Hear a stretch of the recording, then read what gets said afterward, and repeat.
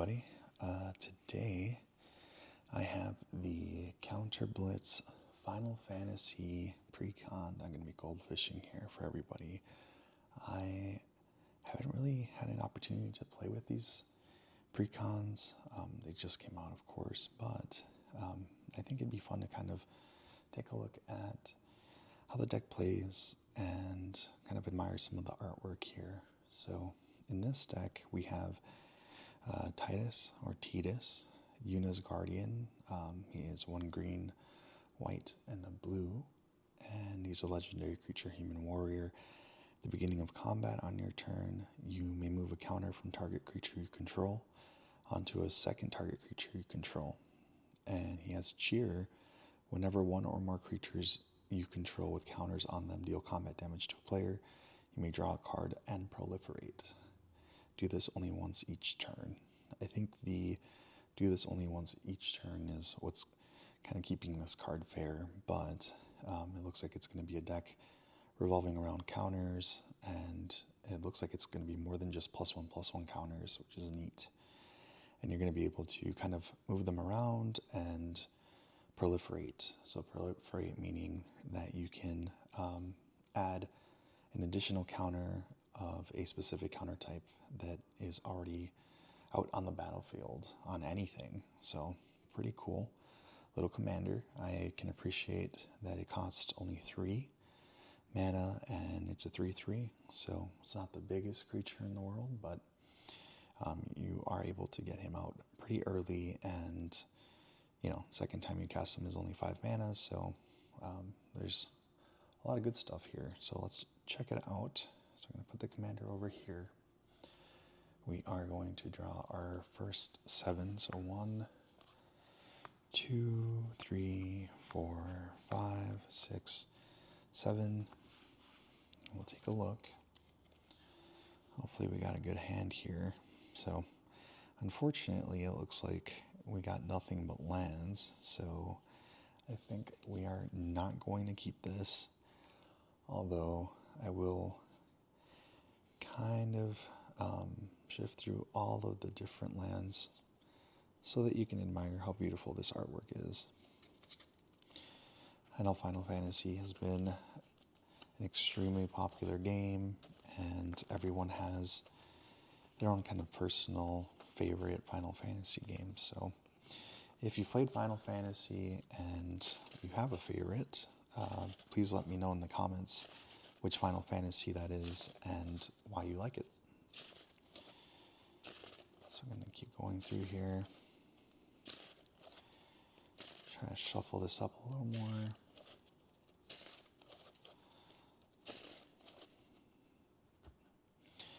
I think that the Universes Beyond stuff, I'm going to be totally honest, at first I was a little skeptical with it, but I've kind of warmed up to it more.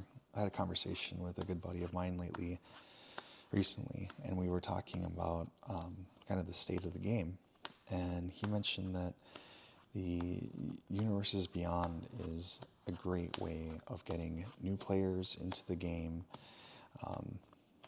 My argument was always like, well, I don't want Magic to become Fortnite.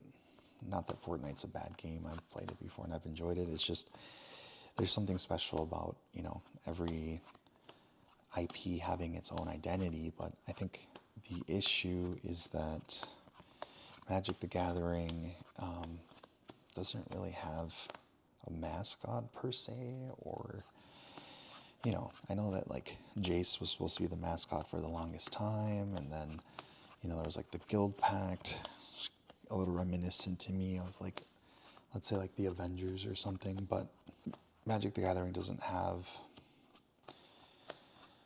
like a great mascot, I suppose. I always wonder how marketable it is, because it's a game that's been around since '93. It is a very complicated game, and I know that it can be kind of daunting for new players to jump into it. So I think that, at least with the Universes Beyond, there are recognizable characters, more for the general public. I think the mechanics are still difficult enough, and there's still obviously like plenty of depth in the game to satisfy, you know, old school players. But I'd say let's keep an open mind and, you know, see how the game continues to evolve. So let's see if I can get a better hand here. So 4, 5, 6, 7. Move that to the side. Oh, unfortunately, this hand isn't super great either. Temple of the False God is a no-go. I have no ramp. And Flooded Grove is not doing anything for us either. So apologies for not being able to get a good hand right off the rip. But I do want to show and provide kind of an honest goldfishing of the deck itself.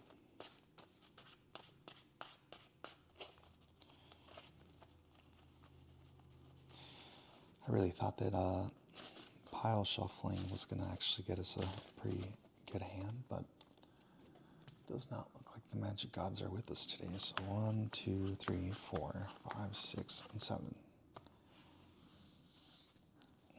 Okay. So we do have some lands here. We don't have any ramp. So we have a forest, Eunice Decision. We have a resourceful defense island, Tangled, Islet, Tie Together Forever, and a Fathom Mage. Fathom Mage, let's just get some card draw, which is cool. Eunice Decision. I want to say that this is new to sorcery. You can sack a creature if you do draw a card.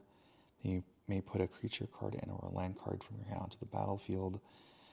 Otherwise, you can return 1 or 2 target permanent cards from your graveyard to your hand. That's cool. Resourceful Defense has to do with permanents leaving the battlefield and them having counters on them. So put those counters on target permanent you control. So it looks like you're able to kind of shuffle counters around. A couple lands, and then Together Forever is kind of a neat little reprint. When this enchantment enters, you support 2, so you put a +1/+1 counter on each of up to 2 target creatures. And then at instant speed, you can choose to essentially save one of those creatures and put it back to your hand. I will say that this artwork is actually very beautiful, and I wonder what it would look like in full art. So definitely going to be geeking out about the artwork in this set, but let's try this. Let's see how it goes. So turn 1, I will draw a card. Drew an Inspiring Call. Not quite what we're looking for, but cool nonetheless. Let's put down a Tangled Islet as our land for the turn, and then we would chip it. So second turn, untap, upkeep, draw. We drew into a Sky Cloud Expanse. These types of filter lands are definitely not my favorite. I get made fun of a lot because I just don't like them, and my friends think it's funny. I don't know. I've always hated them, but it's a precon deck, so don't expect a superior mana base by any means. But let's drop. Let's put down a forest as our land for turn. And unfortunately, I don't have anything to play, so I'll pass. Draw a card, command tower. That's cool. So I'll put a command tower down. Let's see here. Have an Inspiring Call. Fathom Mage is neat. So this will help us in a little bit. I'm going to pay 3 to cast Titus, who unfortunately does not have an ETB, which is something that I kind of wish he did. Kind of wish he would put like a counter on someone or something. That'd be kind of neat, but so be it. So we move to combat. I can move any counters from target creatures I control onto a second target creature I control, which I don't control any creatures, so pass the turn, untap again, upkeep, draw. We're off to a little bit of a slow start. It's goldfishing this earlier and I was getting some cooler gameplay, but that's the way that the cookie crumbles. So we'll play an island for the turn. I'm going to put down a Fathom Mage. Has Evolve, so whenever a creature you control enters, if that creature has greater power toughness than this creature, you put a +1/+1 counter on this creature, and whenever a +1/+1 counter is put onto this creature, you may draw a card. So that is going to get us a lot of value, and that artwork is really cool. Kind of love how there's like a portal of some sort behind her. Sorry, I haven't played every single Final Fantasy game. The last one I played was a while back, so I don't quite remember all the characters or their lore at this point. But so we'll have her enter. Unfortunately, he can't do a whole lot, but we'll swing in for 3 because why not, right? So I've attacked for 3. I'm actually going to grab some dice, and I will grab, let's spin down. These things are cool. All right, so anyway, we will untap, upkeep, draw. We drew into a Sunscorched Regent. Dude, that artwork is sick. I've seen this card printed a lot in Precons. So whenever an opponent casts a spell, you put a +1/+1 counter on this creature and you gain a life. But I mean, it works well in this deck, and you know, having some creatures with flying always helps. So let's do. We'll play a Sky Cloud Expanse as our land for the turn. Not our most exciting land, but so be it. What do we have? So we don't have any creatures with +1/+1 counters on them yet. I could do this. I don't think I have enough mana for Sunscorched Regent. Let me see. If I tap this into this, I have 1, 2, 3, 4, 5. I do have enough, but maybe not yet, because I want to get some value off of these guys out here. Sack a creature. We do draw a card. Then you put a creature card and or land card from your hand onto the battlefield. I don't want to do that yet either. Let's do it together forever. So I'm going to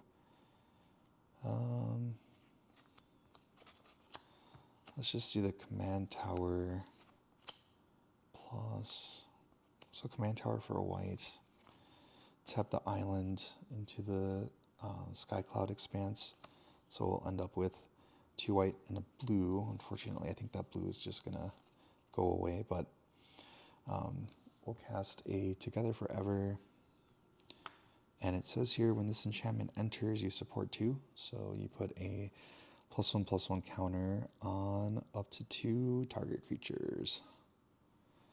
So 2 +1/+1s, which then triggers the Fathom Mage, I believe, because whenever a +1/+1 counter is put on this creature, you may draw a card. So I will draw a card. I drew into a Damning Verdict, so it's 3 and 2 white for sorcery that says destroy all creatures with no counters on them. So this should be an asymmetrical board wipe for us, which is kind of neat. What's the play here? How can we continue getting some more value off of this? I suppose we do have a blue floating. This isn't super great because I don't like casting instant speed stuff at sorcery speed, but for the sake of getting some more cards here, the blue floating and a green and another green will cast an Inspiring Call. We'll draw a card for each creature you control with a +1/+1 counter on it, and they'll gain indestructible until end of turn. So we are going to draw 2 cards. 1, 2. So we drew into a Flooded Grove and an Altered Ego, which I think this is just a reprint.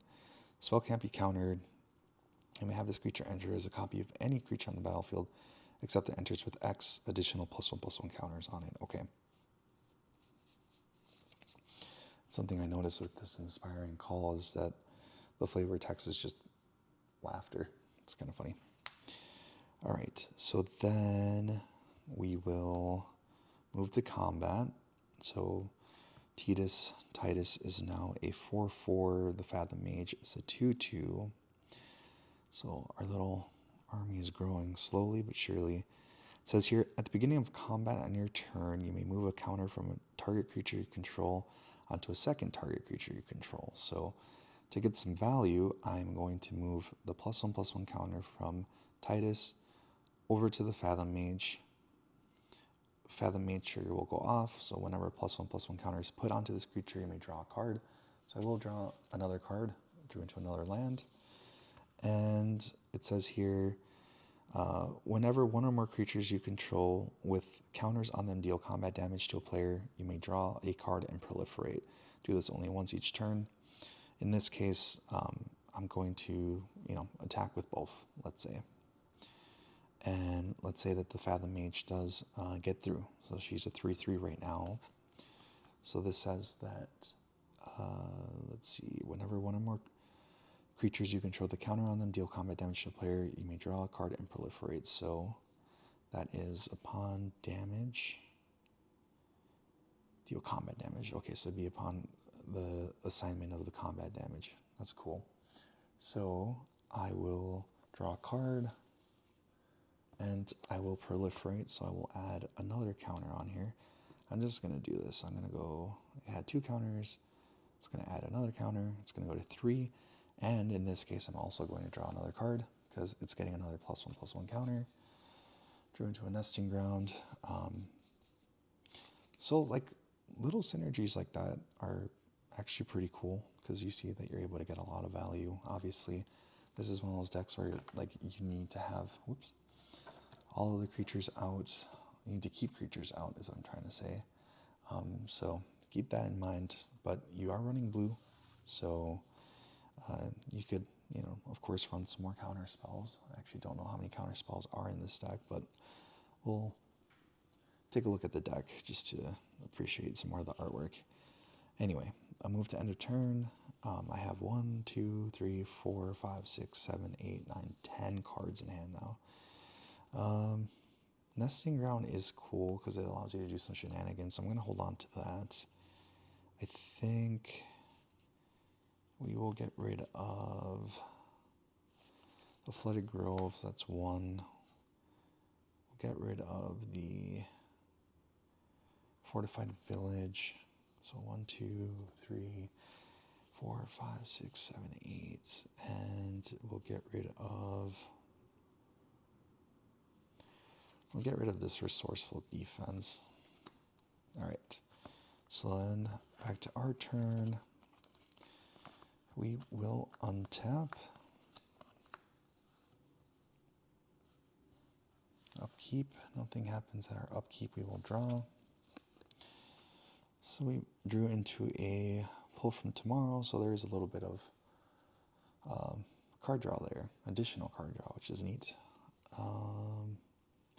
Don't know if I need more card draw right now. Sack a creature if you do draw a card. So let's see what happens here. I'm going to put down a Radiant Grove. Unfortunately, it's going to enter tapped. As I mentioned before, the Precons, historically, their mana bases are not super, super great. But so that's something that you can always upgrade, of course. So I'll put down Radiant Grove, and then I'm going to put down this Sunscorch Regent, but I think she might be too big for her ability to go off. Whenever a creature you control enters, if that creature has greater power or toughness than this creature, you put a +1/+1. Greater power or toughness. So she's a 4/4, and this is only a 4/3 right now. This copy of any creature on the battlefield except it enters with X +1/+1. So how would this work with this altered ego? So if I copied the Fathom Mage, it's going to enter as a 1/1. This greater power, that isn't quite going to work.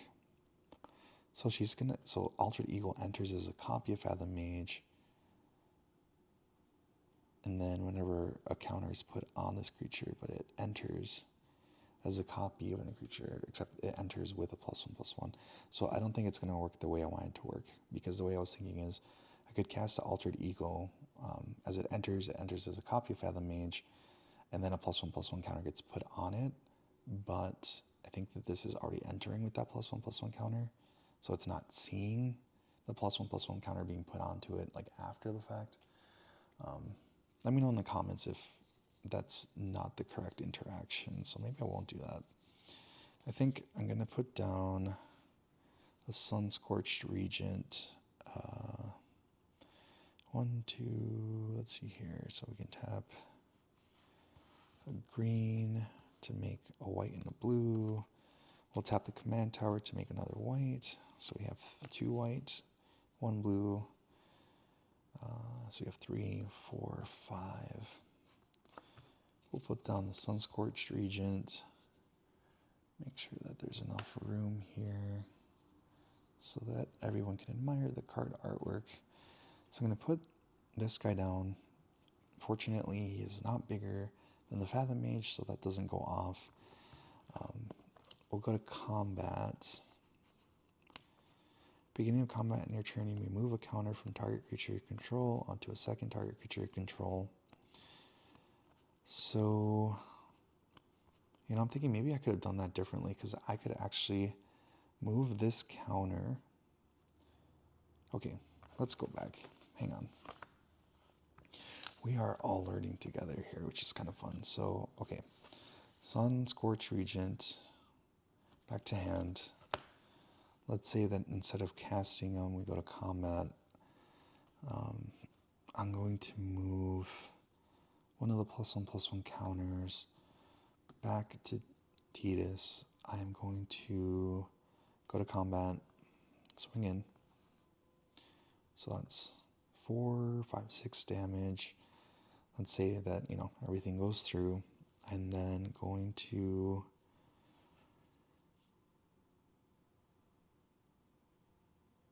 whenever one or more creatures you control with counters on them deal common damage to a player, you may draw a card and proliferate. So I'm going to draw a card just so that we draw some extra stuff, but I need to check on the way that proliferate works.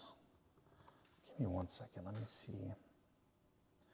So proliferate is a keyword action that means you get to choose any number of permanents or players that have counters, and then give each one another counter of each kind already there. So that means that you have the choice to put a counter or to not put a counter on something. So I'll proliferate. I guess no, because I was thinking to myself, like, is there like an extra way of drawing some more cards if I cast this, put a +1/+1 counter on there? But the proliferation works anyway, so I guess it doesn't really matter. Here, we'll do this. We'll go here. We'll proliferate. My logic doesn't, I don't know. I guess I was thinking that something else would happen here. Anyway, we'll proliferate here. We'll draw a card. Draw another card. It's Owaka Traveling Merchant. Kind of cool because you can tap them to remove a counter from a non-land permanent you control, and you can draw a card. Now that we've drawn him, maybe instead of the Sun-Scorched Regent, I'll play him. Nah, I'll still do the Sun-Scorched Regent. So, Sun-Scorched Regent gets casted, resolves, tapping everything out for him. She's a 4/4, 4/3, doesn't matter. And I have 1, 2, 3, 4, 5, 6, 7, 8. We will get rid of the Temple of Mystery. Then we will untap for our next turn. Draw a card. So we drew into this pretty cool looking Path to Exile. Gotta love that they reprint Path to Exile and Swords to Plowshares in these precons, because these are just always going to be good removal. Let's see. We'll play a Nesting Grounds. Why not?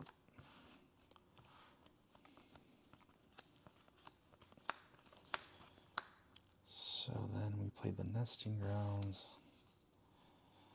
Drew into the path of exile. Damning Verdict could work. Something kind of neat here is I could, let's say that the board's getting really crazy, right? It's getting like, the battlefield is getting totally plugged up here. I could give the Sunscorch region a +1/+1 off of the nesting ground. So I could activate the nesting grounds, tap it, and then that allows me to move a permanent from target to move a counter from target permanent I control onto a second target permanent. So I'm going to move,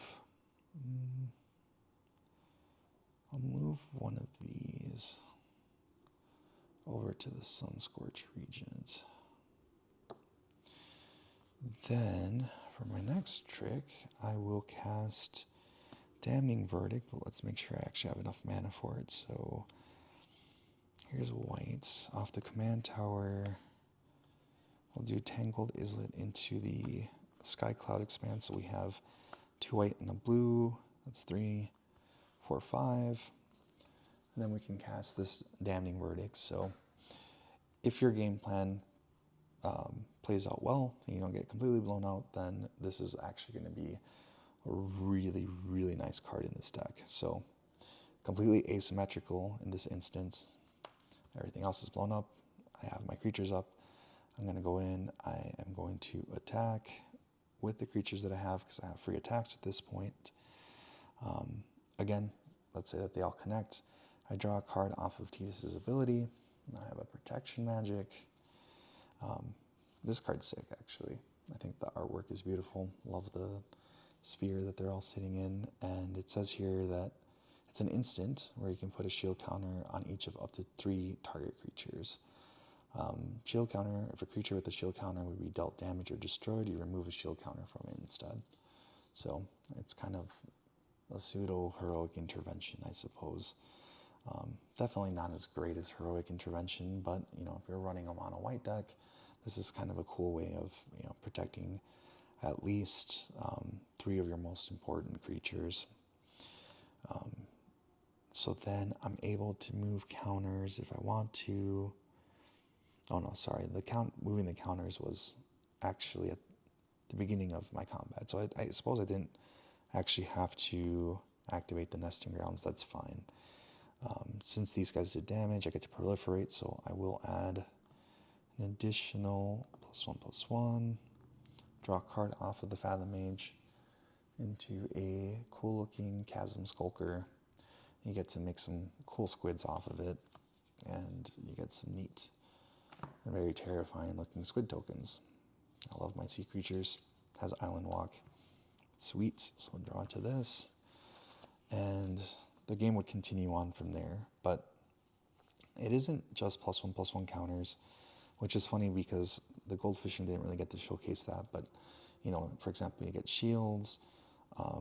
You get the ability to remove a counter from a non-land permanent you control to draw a card. So once you have a ton of counters out there, he's pretty sweet because you're able to draw some more stuff. Card draw, Altered Ego, Chasm Skulker. Let's take a look at the rest of the deck just to see what we got going on here. And then we'll wrap up this video. So, what else do we got here? So, we have these new creature types that are these like Saga enchantment creatures. They're pretty wild. I don't know, the game continues to evolve. So they come in as creatures, but they act as sagas. So when you play them, you put a, what's it called? I don't know, a lore counter, there we go, onto this creature / saga, and then you get that effect. You get whatever the first chapter effect is, and then as the saga continues, on your next turn at your draw step, you put another lore counter on it, then you get that second ability, and then you get the third, and then you end up having to unfortunately have to sacrifice a creature after the third lore counter is added in this case. But it is a 3 mana 3/3 with first strike, so it's pretty strong. In this case, when it enters, you're able to exile a target creature. I won't go into that much detail with the rest of the cards, but just kind of a new mechanic in this set. And then you got Forgotten Ancient, Inexorable Tide. That's a great card, allowing you to proliferate whenever you cast something. It's an awesome enchantment, actually. I think this is from maybe New Phyrexia. It's from an old set at this point. Doesn't do anything when it comes in, but so be it. So we have Seaside Citadel, Temple of the False God, which, I'd probably cut it out. We have these gorgeous full art lands. I don't even know what this girl does. Resourceful Guardian. Whenever you put one or more counters on a creature until end of turn, that creature can't be blocked. Okay, so you're making your creatures unblockable. And again, you're able to move a counter from target creature and opponent controls onto target creature you control. So it's, all counter shenanigans. Ash Barrens, Maester Seymour. Beginning combat on your turn, put a number of +1/+1 counters equal to his power on another target creature, and he's got Monstrosity. I think that's a new card. Beautiful Islands. Duskshell Crawler. When it enters, put a +1/+1 counter on target creature. Each creature with a +1/+1 counter on it has Trample. Ooh, this is sick, dude. For 2 mana, that's strong. And it's just a common too. Shalinda, Evil Acolyte, Lifelink. Whenever another creature you control enters, you put a +1/+1 counter on that creature. Scholar of New Horizons, Luminous Broodmoth. So this is a reprint from, oh my goodness, from the set where all the Godzilla cards. No, Ikoria. There we go. My brain still works. We got these awesome Chocobo Knights. Whenever you attack, creatures you control with counters on them gain double strike. So that is extremely strong. Evolving Wilds, everything. Walking Ballista got the reprint. This thing looks sick. Grateful Apparition. Whenever this creature deals combat damage to a player, Planeswalker Proliferate. So you do get to proliferate quite a bit. Ooh, 3 visits is an awesome reprint. Incubation Druid, Yuna's Whistle, Rampant Rejuvenator, Path of Discovery. This video is starting to go a little long. Oh, you get Farseek and Tireless Tracker. That's cool. Oh, and Hardened Scales obviously is a great place for it to see a reprint. I think this has been reprinted at least twice now in Universes Beyond. I'm pretty sure it was reprinted in the Warhammer set as well. Farewell, very controversial card. It's having a conversation with a friend about it. Board wipes aren't super popular, but I guess if you're playing Control, it feels great. You have Yuna, Grand Summoner, as your alternative commander. First time I'm seeing her actually. She's a human cleric, has Grand Summon, so you can tap to add 1 mana of any color. When you next cast a creature spell this turn, that creature enters with 2 additional +1/+1 counters on it. Whenever another permanent you control is put into a graveyard from the battlefield, if it had 1 or more counters on it, you may put that number of +1/+1 counters on target creature. Add 1 mana, so she's kind of acting as ramp. When you next cast a creature spell this turn, that creature enters with 2 additional +1/+1 counters. Okay, so if you use that mana, then your creature is going to come in pumped up a little bit. And then whenever another permanent you control is put into a graveyard, so that could be even like a fetch land or something. If it had 1 or more counters on it, never mind. You may put that number of +1/+1 counters on target creature. But it's not looking for +1/+1 counters. It's looking for any sort of counters. So it's kind of neat.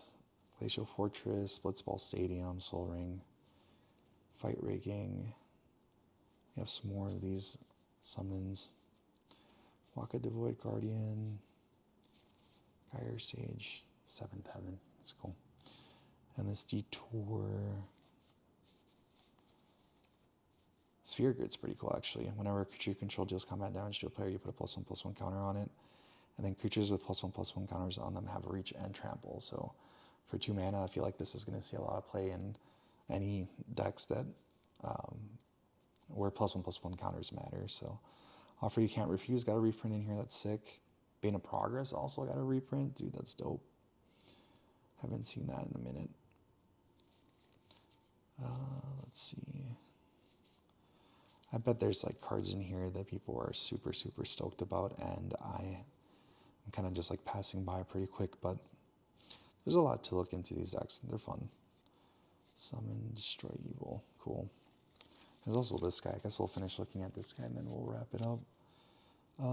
Sin Unending Cataclysm. So it's a 7-drop Leviathan Avatar that's flying and trample. As it enters, you remove all counters from any number of artifacts, creatures, and enchantments. Sin enters with X +1/+1 counters on it, where X is twice the number of counters removed this way. When he dies, put its counters on target creature you control, then shuffle this card into its owner's library. So that's weird. I don't know.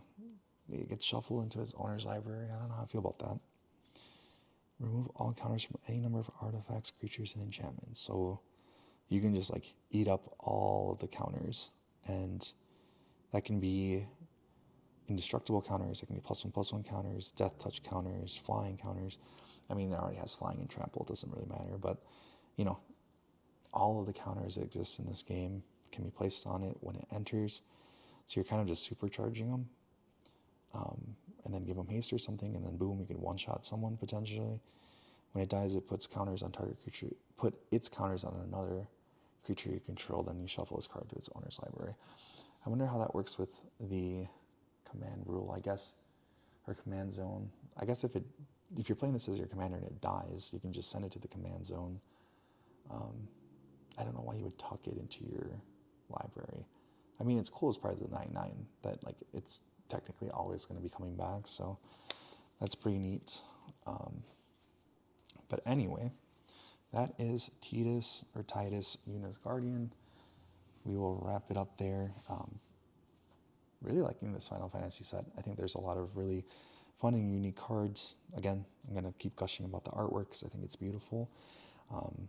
Check out the decks, you know, see what you like. Pick them up if you can find them at a good price. Please don't get scalped on these either, because it's always going to be wiser to purchase singles. I just like getting the precons so I can kind of showcase them and play them with my friends, but I did get them at a pretty good price.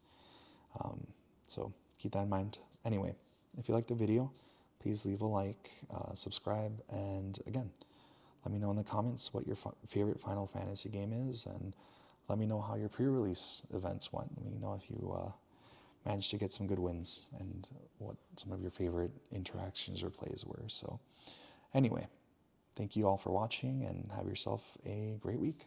See ya.